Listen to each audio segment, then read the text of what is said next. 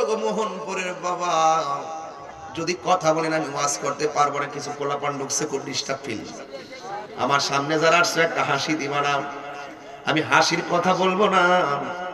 এই গভীর রজনীতে শীতের মধ্যে মনে হয়ে গেছে, শীতের মধ্যে মনে হয়ে গেছে ঠান্ডা লাগে দিকে করতে আমার বলল ব্লেজারটা নিয়ে যান, গরম লাগবে ঠান্ডা লাগবে না। আপনার গায়ের মধ্যে চাদর, আমার গায়ের মধ্যে ব্লেজার, মাফলার বান্দা কি সুন্দর ঘুরে এসেছেন, কিন্তু আপনার বাবারে যে কবরের মধ্যে একটা কাপড় দিয়ে ফালায় আসছেন, একবার ভাবছেননি আমার বাপটা কেমনে একটা কাপড় পরে মাটির মধ্যে পড়ে রয়েছে? হায়রে আমি হাসির করে একদিন না। আমাদের আসল ঘরের নাম কি বিল্ডিং না কবর? আরো জোরে কইতে হবে, বিল্ডিং না কবর? আরো জোরে, বিল্ডিং না কবর? এটা কি আসল ঘর না নকল ঘর? এই ঘরে যারা গেছে তারা কি আর ফিরে আইছে? কেউ মুরব্বী বাবা, দাড়ি পাকনাওয়ালা বাবা, আপনার সঙ্গে বহুত আপনার বন্ধু চাষটলে চা খাইছে না? এই মানুষ অনেকে কবরে চলে গেছে না? আগের মতো বন্ধুর গ্রুপটা কি আছে? আস্তে আস্তে খালি হয়ে যেতেছে গা। এই জন্য বলা যায় আমরাও একদিন পৃথিবী থেকে চলে যাব। সবাই আমার সাথে মেহেরবানি করে আস্তে আস্তে বিনায়া বিনায়া করেন।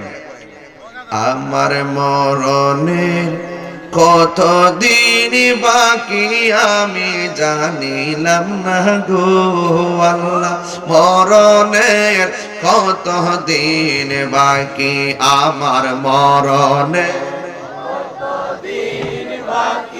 আমি জানিলাম না গো আল্লাহ, মরণের কতদিন বাকি আমার মরণের আমি জানিলাম না গো আল্লাহ, মরণের কতদিন বাকি।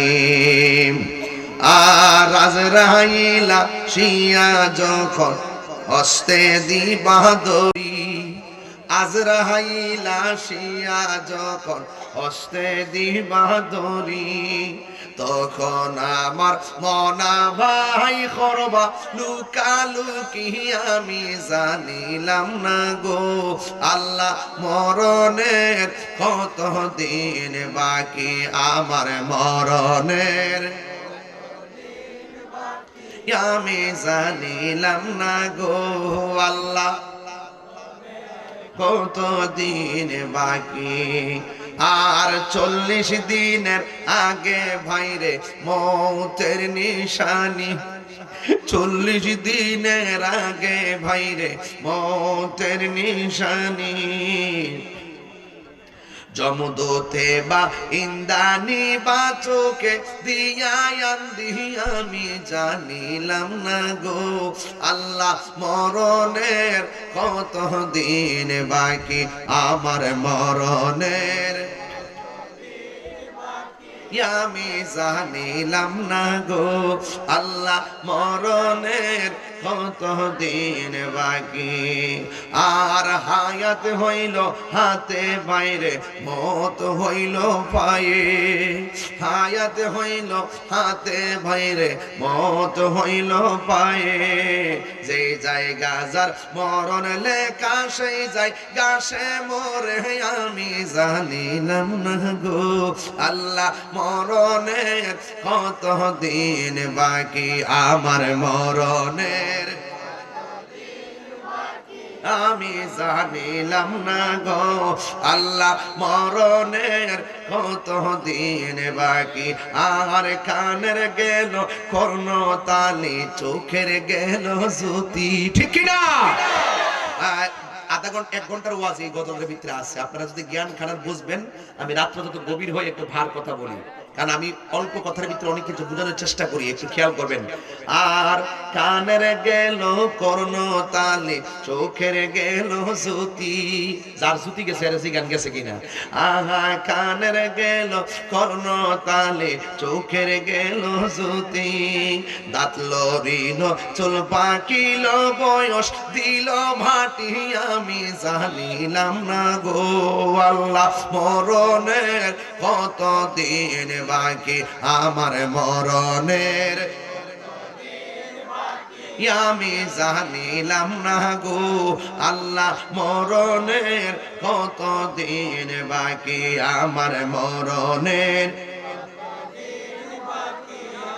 জানিলাম না গো আল্লাহ মরণের কত দিন বাকি।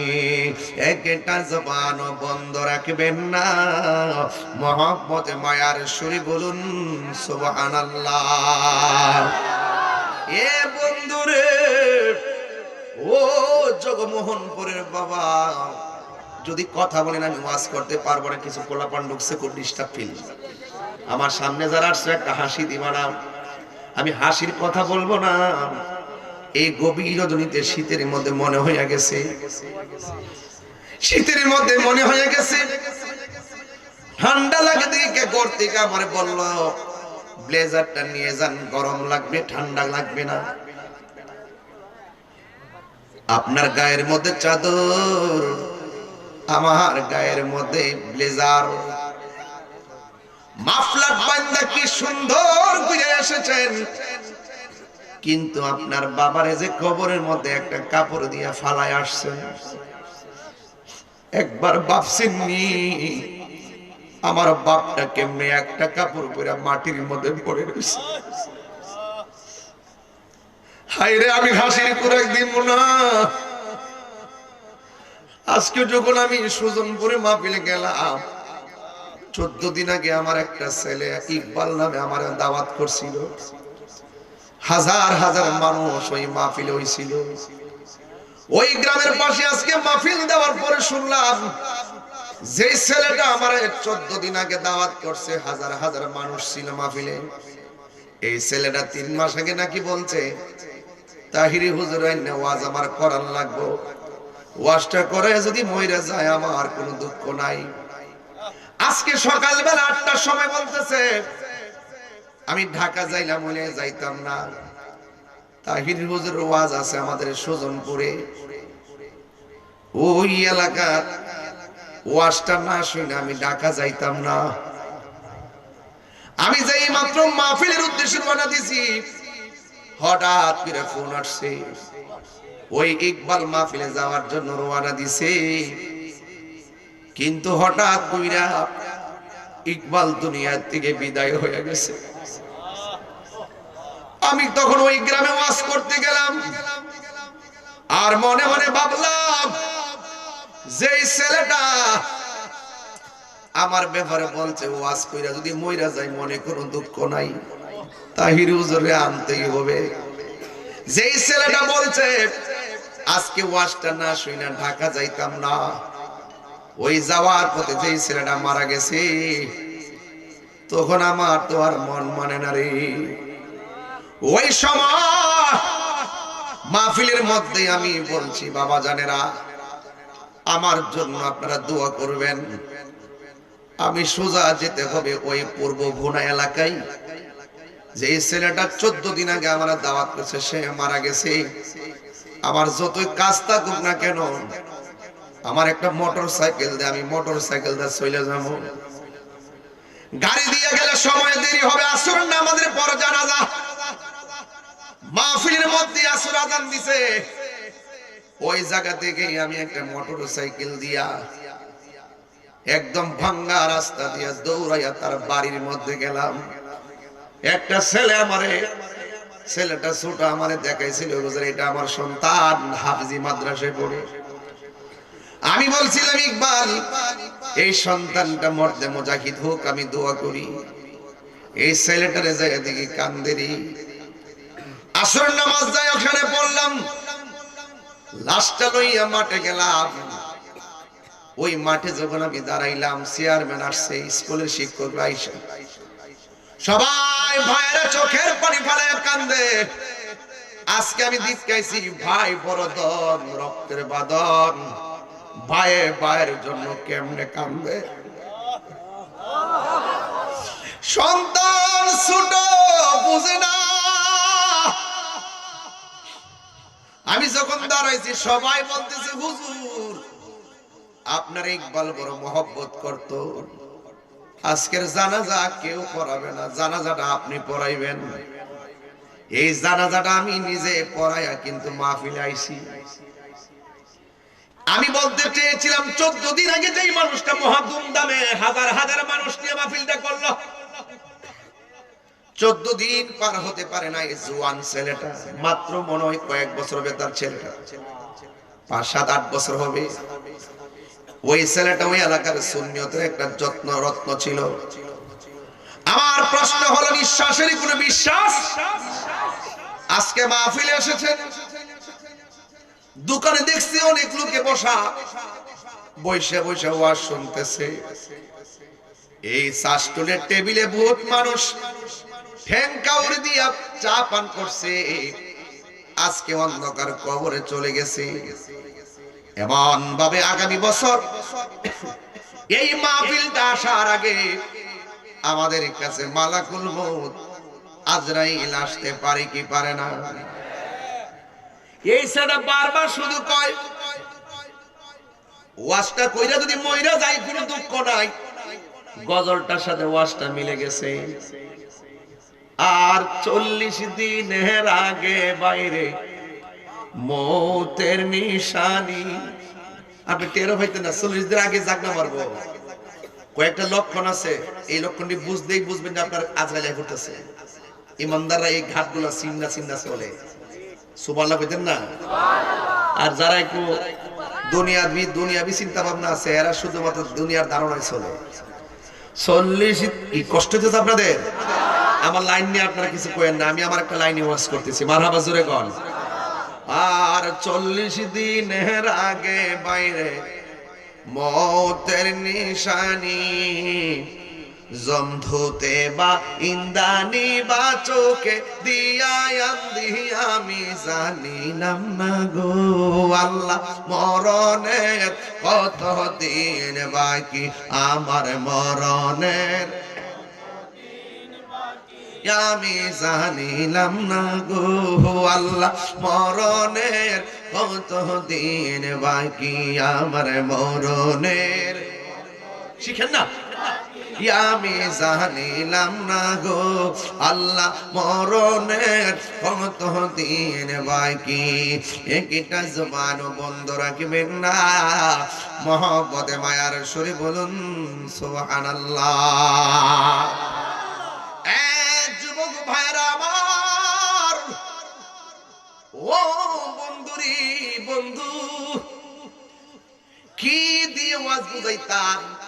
আল্লাহ রাব্বুল আলামিন কোরআনে বলেছেন, ওয়া মা ইয়াস্তাবিল আহইয়া ওয়ালাল আমওয়াত।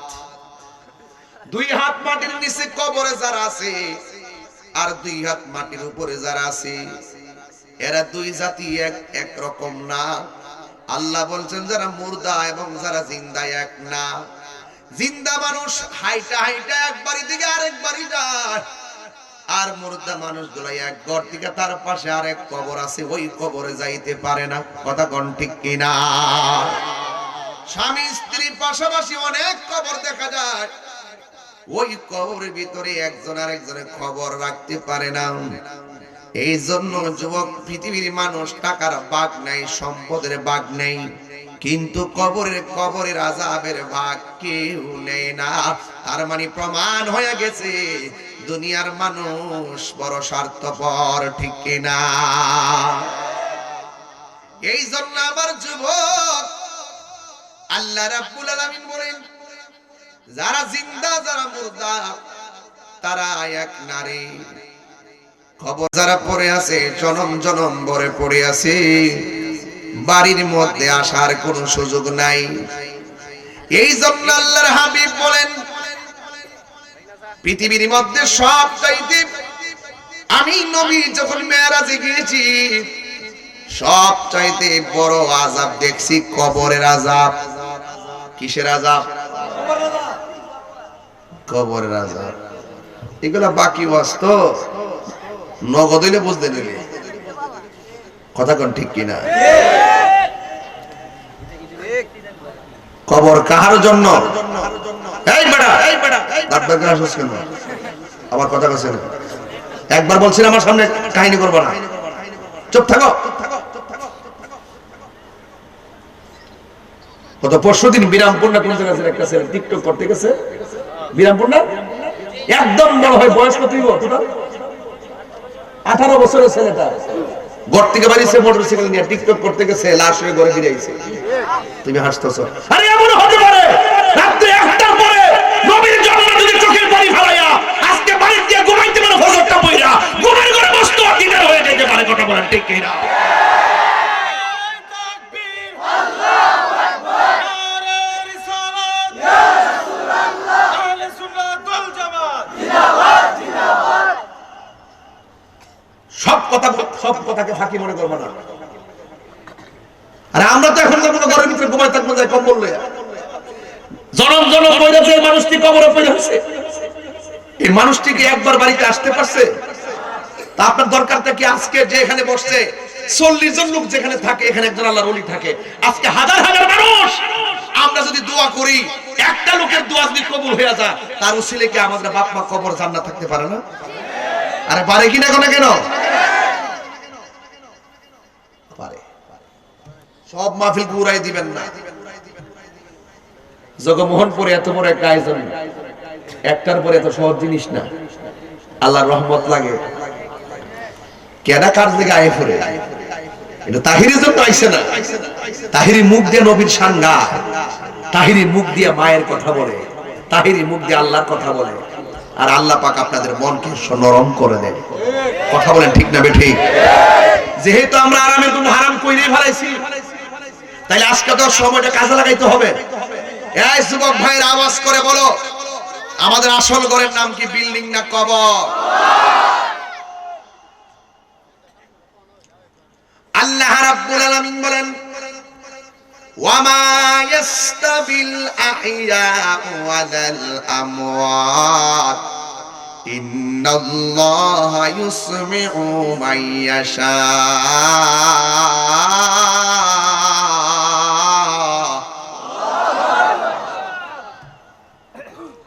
আমি আবার তেলাওয়াত করব। তেলাওয়াতের আওয়াজটা এত বড় করে দিবেন যেন এই আল্লাহু আকবার ধ্বনির কারণে কবর আযাব আল্লাহ মাফ করে দেয়। রাজি আছেন কিনা বলেন? আরে রাজি আছেন কিনা বলেন? ওয়ামা তাদরি নাফসুম বিআইয়ি আরদিন তামুত।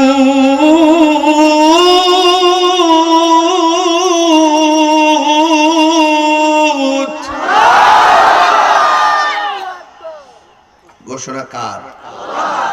আল্লাহ বলছেন তুমি যেখানেই থাকো না কেন, বিদেশ যাইলেই মনে করছো সিঙ্গাপুর গিয়ে ট্রিটমেন্ট করে ভালো করে দিবা। মৃত্যু যেখানে লেখা আছে সেখানে আপনাকে মরতেই হবে। কথা বলেন ঠিক কিনা?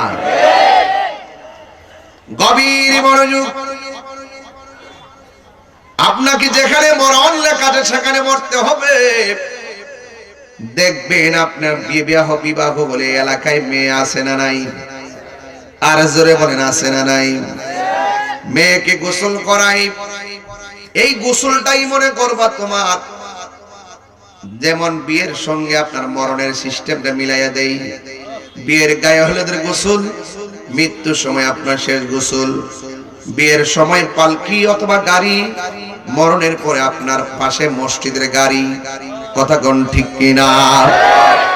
বিয়ের সময় একটা বরযাত্রী, মরণের পরে জানাজার মাঠে আপনার মুসল্লি। বিয়ের পরে সুন্দর একটা বাসর ঘর, আর মরণের পরে আপনাকে ঢুকাইয়া দেয় মাটির ঘর। কথা বলেন ঠিক কিনা? সাজিয়ে গুজিয়ে দে মোরে সজনী তোরা সাজিয়ে গুজিয়ে দে মোরে, সবাই বলেন সাজিয়ে গুজিয়ে সজনী তোরা, সাজিয়ে গুজিয়ে দে মোরে।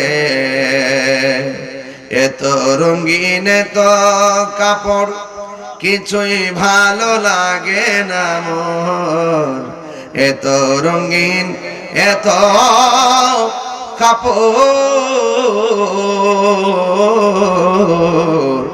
এত রঙিন এত কাপড় কিছুই ভালো লাগে না মোর। সাদা কাফন আমায় পরাই দে সজনী তোরা, সাজিয়ে গুজিয়ে দে মোরে, সবাই সাজিয়ে গুজিয়ে সজনী তোরা, সাজিয়ে গুজিয়ে দে মোরে। বড়ই পাতার গরম জলে শুয়া মশারি তোলে, বড়ই পাতা গরম জলে,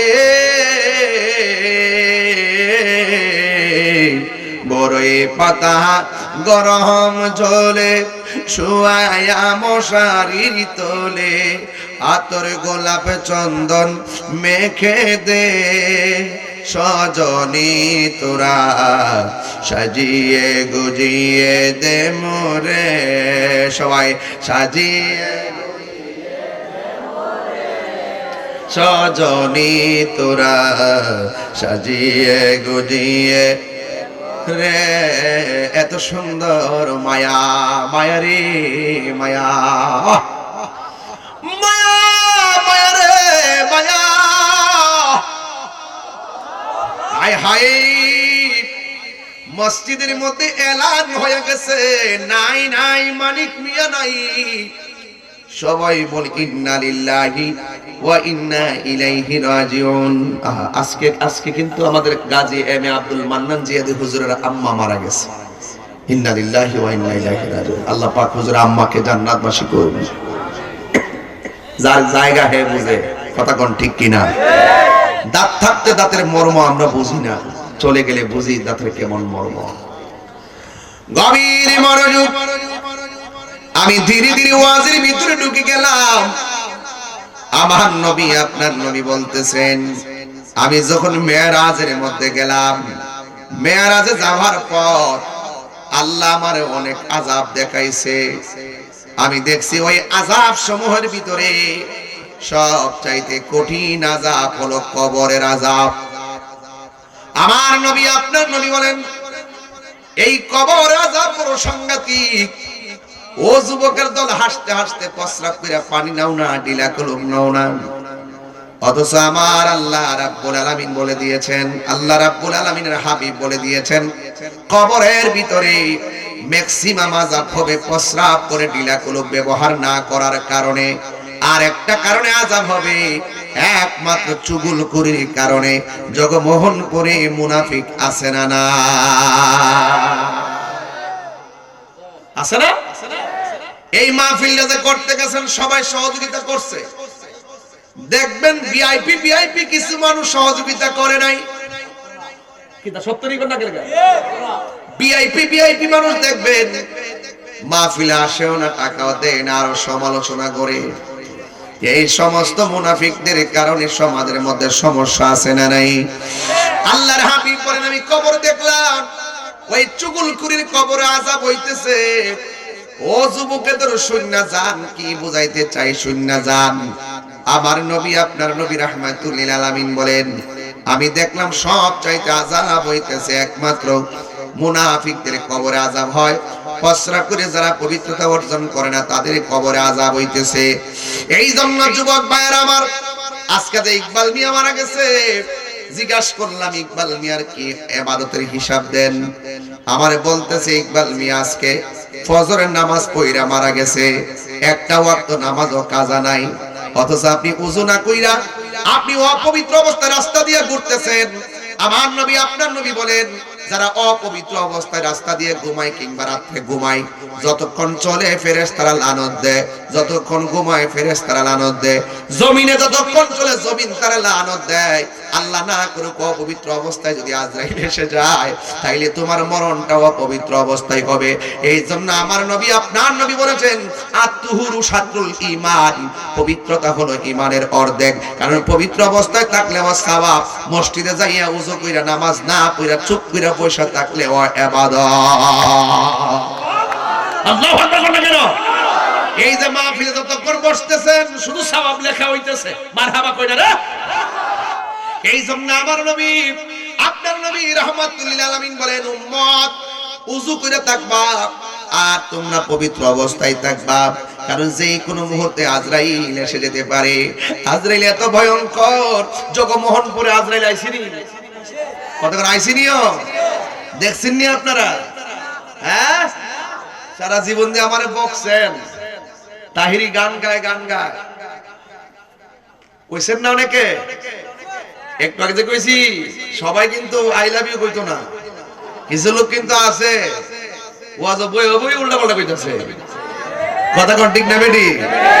এরা মনে মনে আইছিলাম কিছু উল্টা পাল্টা কথা কইলে রেকর্ডিং করে সওয়ালে নিয়ে স্যার মু বন্ধুদের লাইনে ওয়াজ করতেছে, স্যার গুন্ডারি, হ্যাঁ কিছু উল্টা পাল্টা ধারণা করতেছে আর কি। ঠিক আছে, আমি তো কোনো সিস্টেম মতো ওয়াজ করতেছি, সামাজিক আলোচনা করতেছি, সমাজের মধ্যে সামাজিক আলোচনা গরম লাগে। রাত গভীর হয়ে গেছে, এই মুহূর্তে দিলটা নরম হয়ে গেলে আর বিদায় বেলা দোয়াটা কইরা করতে পারলে আমার